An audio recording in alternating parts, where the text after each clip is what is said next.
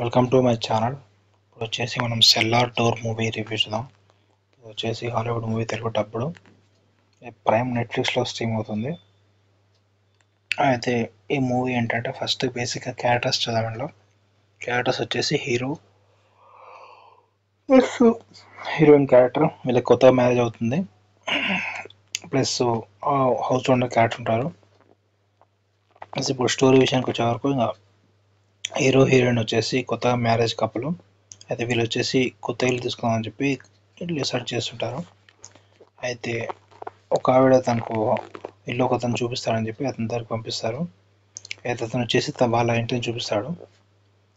అయితే ఆ ఇల్లు వీళ్ళకి బాగా నచ్చేస్తుంది. అయితే అతను వచ్చేసి ఇంకా మీరు ఇల్లు తీసుకోవచ్చు కానీ సెల్లార్ అని ఒకటి ఉంటుంది, సెల్లార్ డోరు. ఆ సెల్లార్ డోర్ ఓపెన్ చేయకూడదని కండిషన్ పెడతాడు. కండిషన్ పెట్టేసి వీళ్ళకి ఇల్లు ఇచ్చేస్తాడు. అప్పటి నుంచి స్టోరీ స్టార్ట్ అవుతుంది. హీరో వచ్చేసి తను ఒక ఎంప్లాయీ, కన్స్ట్రక్షన్ ఎంప్లాయీ. అక్కడ హీరోయిన్ వచ్చేసి తను ఒక లెక్చరర్. వీళ్ళిద్దరు వాళ్ళ జాబ్ వాళ్ళు చేస్తుంటారు. అదే హీరోకి ఒక లవ్ స్టోరీ ఉంటుంది. ఇంకో హీరోయిన్ ఉంటుంది. తన జాబ్లో తనకు ఎఫైర్ ఉంటుంది మ్యారేజ్ అప్పుడే. అయితే తనది మెయిన్ స్టోరీ ఉంటుంది. ఒక హీరో వచ్చేసి ఒక పార్టీ పెడతాడు హౌస్ తీసిన తర్వాత. ఆ పార్టీకి తను వస్తుంది.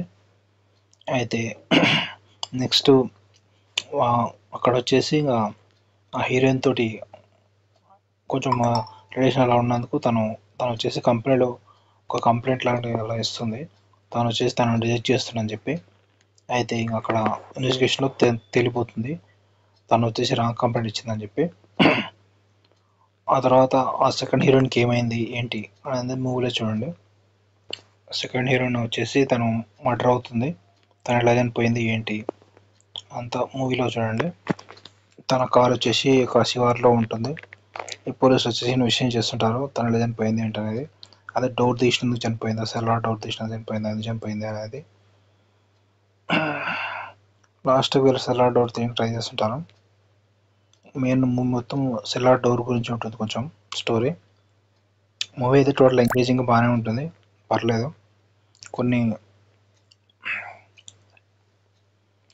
యాక్షన్ సీక్వెన్స్ కూడా బాగానే ఉంటాయి. మూవీకి 1 రేటింగ్స్ వచ్చేసి 3.5/5 ఇవ్వచ్చు. కాకపోతే ఫ్యామిలీ చూడలేరు మూవీ, కొంచెం అడల్ట్ కంటెంట్స్ ఉంటాయి, సింగిల్గానే చూడాల్సి వస్తుంది. Please subscribe to my channel to see the movie reviews.